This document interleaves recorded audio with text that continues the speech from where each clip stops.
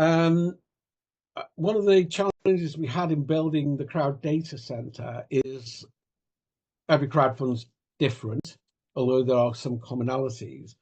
One of the first challenges is it, there are 30-day crowdfunds, there are 60-day crowdfunds, there are everything in between and even longer. So how do you kind of hang all that together? And we came up with a way to do that. And we also will explain this shape you're seeing on the screen now, which is the actual time, duration of the campaign itself. But also, we'll look at what happens before and after, which are both crucial. So, why are we looking at the anatomy of a crowdfund? Well, the different phases are very, very different, whichever way you look at it, whether it's psychologically, business-wise, the skills and the demands on the people involved. So first of all, here's the planning phase. I can probably zoom in a little bit there, where maybe 3 months where you're going from conception to making, getting a strategy together, getting a plan together, and there's the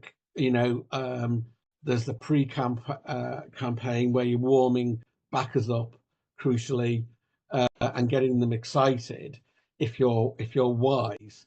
And then on the launch date, which is L here, there's a big push, and hopefully you get a nice big spike of interest. You get backers coming in. And by the way, that's crucial.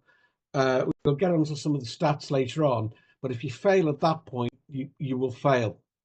If you don't get a push at that point, it's going to be very, very difficult. But we can predict very reliably within a few days from the data, the behavior in that stage, the likelihood of reaching target or exceeding target. So that first week from a data point of view is really interesting, and it's a huge flurry of activity. And then you kind of go through towards the midpoint, and then typically, there are different kinds of crowdfunds from a performance point of view. We'll come on to, and we'll graph and show those a little bit as well. But if it's a moderately successful crowdfund that hasn't reached its zenith by the middle of its term, then there's going to be a big push towards the target, and things have changed a little bit because we've got now more movable endpoints quite often, and things have become a little bit more flexible than they were in the beginning. But and there's different tools and different techniques which become more feasible or more powerful at different stages. So in the early stages here, it's very much about building a crowd and building credibility and building using the Mint model that's in the book. Starting with the people who already know you, who've got some idea and can get behind you and ideally get excited about it and tell other people, through to the point when you got past that, and it's then that you can start to use more traditional marketing tools, PR bloggers, influencers, and so on, and that will work because you've got a base of credibility. You've built a base of credibility, and then into the final weeks. So and as I say, the psychology changes as you go through as well. So in that very first phase, it's high energy. Everyone's going for it, pulling people in, getting people excited. You launch with all that energy. Hopefully you get on a peak, and then typically there's being humans, this happens. So this is the analysis of just 30-day campaigns to make the data work. and we did this on 3,000 funded campaigns in late 2015, and you can see the pattern emerging there. That first peak, um, you know, a kind of more of a steady state throughout, hopefully responding to um, more and more effort, and then this push towards the end. So that's where the kind of shape comes out of. And in order to build the crowd data center and to be able to do the kind of predictions that we became able to do, we started to kind of break up the campaign into these different phases. The foundation phase, which is the run up um, and the initial phase. There's the midpoint here, and then the final week or so with different dynamics. And of course, there's dynamics also after the close, because after the close, you're going to want to go to the Bahamas and rest for a while. When actually, what you need to be doing is making sure you secure all of your interest, your backers, and maybe even it's time to put in another push on there, because if you've that can be very, very effective thing to do, but counter to the kind of human tendency to cross the line. Thank goodness for that. I need a bath for a while. So there's that phase as well, and also in that phase there's also opportunities and that didn't exist before, both for the people who are running the campaign and I would suggest for Raiseway. And I don't think that the crowdfunding ecosystem has quite got this far in terms of realizing the opportunity that there is there, and serving it, because it's at this point that you've got founders, some of whom are really quite green, but they know they've got money, and they've got problems. They've got problems because they've got a lot of work to do to deliver. They've got to, solve some of the good problems, the business problems they've created for themselves. Some of them are, in need of support and mentoring. And of course, having got to this point, you are de facto in phase one of the funding mechanism I talked about before, where a successful seed crowdfund is de facto the first stage in moving to an equity raise, because you've already got backers. You're going to have to deliver, and that's going to be part of the picture.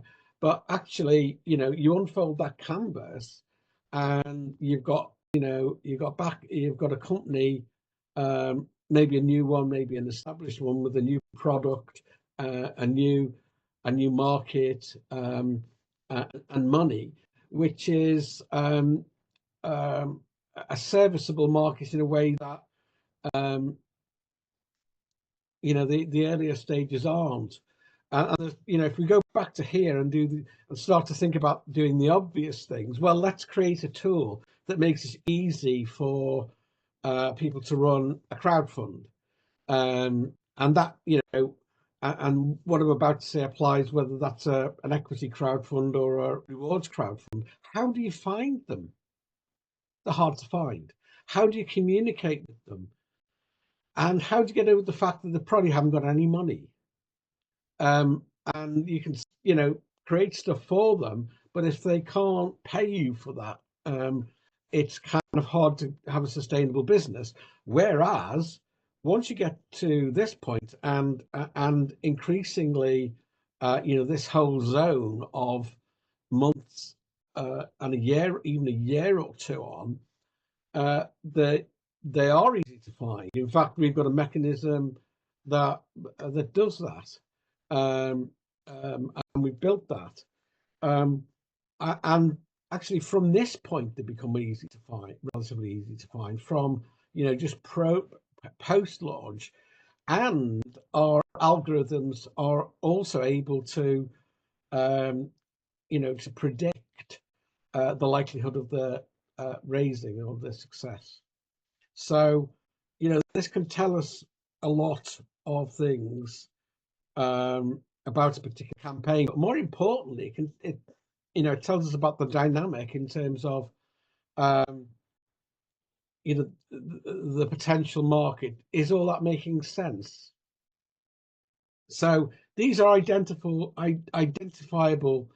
campaign modes, and we could break the pre-launch mode, the first one there, of course, down into sub phases as well. But there's the launch phase, the foundation building we were talking about, those first days when you're getting your first backers on the visible, the PR phase when you've got your foundation and you're effectively marketing the crowdfund itself rather than the product. If you're there early enough, there's overfunding where okay, I'm at 100%, but can we get to 120 or 150%?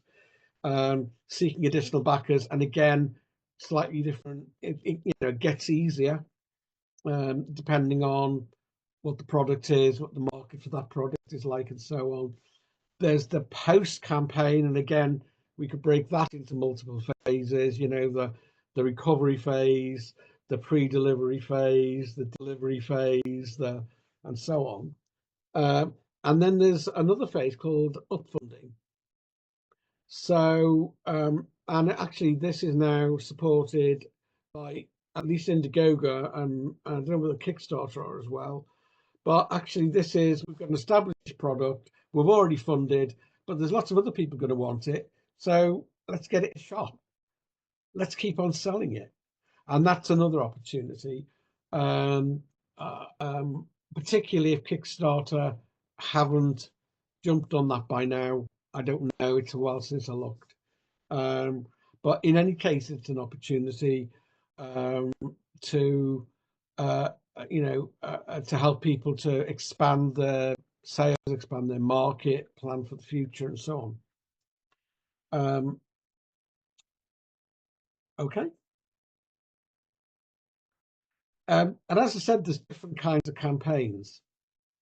The obvious dichotomy is, successful and unsuccessful. There's the ones that struggle struggle to even get past the starting point, and that's quite a substantial percentage. On average, about 25% of campaigns fully fund. So 75% fail at some point, and the majority of those are probably going to fail early in the first push. I can't remember the stats off the top of my head, but then you got the successful campaigns, and the most successful campaigns, reach their target and then keep on building. And then you've got the stellar campaigns. These are the ones that go wild almost from the start. They go out there, all the pre-backers want it, then everyone else piles in, and you're raising 120,000, and you end up with 10 million or something. Those do happen, but obviously the few and far between. So it's a truism that there's more than one way to succeed, but there's 100 times as many ways to fail. And the obvious one is fail to prepare. So not knowing your market, not knowing the fit, just going in there, and the standard myth. I had this idea, I put it on Kickstarter, and now I'm a millionaire. Still persists for a lot of people, so it's not too surprising that more than half of them, don't even realize that this is hard work. This has got to be planned. This has got to be, ideally a team effort. And you certainly need to bring people on board. So those are the obvious ones. And it wouldn't be too difficult to put together a tool, an online tool where you could, rate your chances of success, and better still, tell you the 5 things that you could probably best concentrate on. Knowing and they'll be around knowing your audience, knowing how you're going to reach your audience, knowing how you're going to excite your core followers or backers, and then for that first phase. For the second phase, how are you going to keep on? How, if you're going to be working, if this isn't your day job, and you're going to be working shifts, and so you haven't really got any time after the launch, that would be a big risk factor, for example. And adaptability is a big plus, obviously. Ability to see the gaps and the problems and fill them. We could probably do a whole workshop on just some of these questions that we're talking about now, with a little bit of time. But those are the things that spring to mind, Craig. Okay, thank you. Okay. I mean, particularly with seed crowdfunding, less so, although it does apply to some extent with equity crowdfunding. You're dealing with people typically who are learning to be entrepreneurs, and maybe even learning to be business people as opposed to employees. And that's a big paradigm shift, that particularly the entrepreneur one, and actually just shifting away from employee to business owner, let alone an entrepreneur in the greater meaning of that, is a big enough shift. So there's a big need for support and mentoring. Not everyone realizes how much they need it, of course. Should we move to this one? Sure. I mean, unless anyone got any questions so far? I think we're good. Okay, we'll have some time at the end. So again, we broke it down like this. There's the launch zone. Launch for 7 or 10 days is the launch zone. There's the end zone. 75% of the way through the last, 25, maybe last week or maybe 2 weeks. And then there's the mid zone, each of which has the different characteristics I've talked about, and of course then what happens next. And to be honest, we didn't spend as much time as I would now. First time around, thinking and working around this area. We did work out that there's a huge lot of revenue to be had, and a lot of it sometimes often unrealized, from having established a product, and then and you've got money, but you're actually too focused on what your original plan to realize that you could go, whoa, just a minute, we should be spending some of that money on marketing, on additional sales. It would pay back, etc., etc. So it's kind of much as I was saying earlier. So these are, oops, I'll go back one and back out a little bit. So this is how we kind of built our model. So we put crowdfunds that were in flight, as it were, onto different tracks, and we could do a lot more with with AI using this as a framework and refining the framework. But we would in the launch zone, we would say, okay, if they've hit 8%, then we can probably put them in the boost track. In the mid zone, they'd have to be at 12%, and in the end zone, before T3, wherever that is, we'll find it later. But basically, we have a triggers to identify those who should be. We should be identifying them, saying, yeah, we can boost you, and estimating how far we can boost you. And then we'd have the overfund track, where we'd be able to say, okay, we know, or we're confident that you can overfund, and here's the appropriate support, the appropriate messages, the appropriate tools to maximize that overfunding. And if I was doing this now, I would have a post fund selling phase, if you like, as well, probably. Okay. I really wonder what would go into the, a similar model for everyone who is like basically looking at failure, right? Like everyone who is clearly by your data suggests that they're not doing well. It would be really cool if we could not subject for this conversation, but for us to figure out like what is it that they need. And I imagine in some situations it's going to be like shut down your campaign, rerun it, and in some situations maybe we can suggest something. We did some work on this, and I would say they're the kind of people who, if you identify real potential, you'd send to people like Kathleen, and then hope to bring them back later. We looked at accelerating, people who weren't ready. It's really hard to do.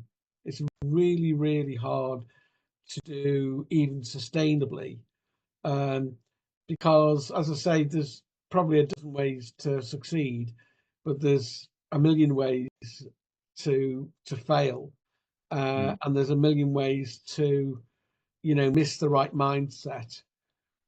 So I laud the intention, and but I wouldn't, and we went there, but I wouldn't follow in our footsteps on that one. Okay. So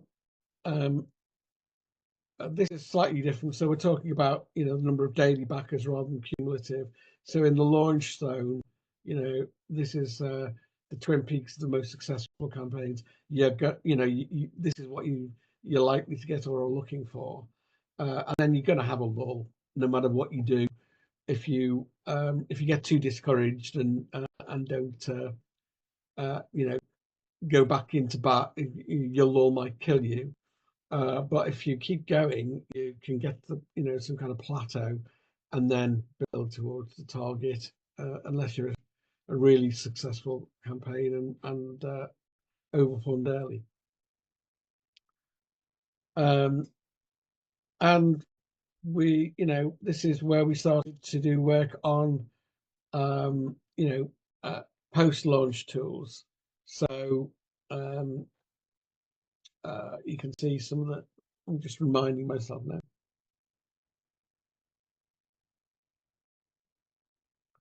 Yeah.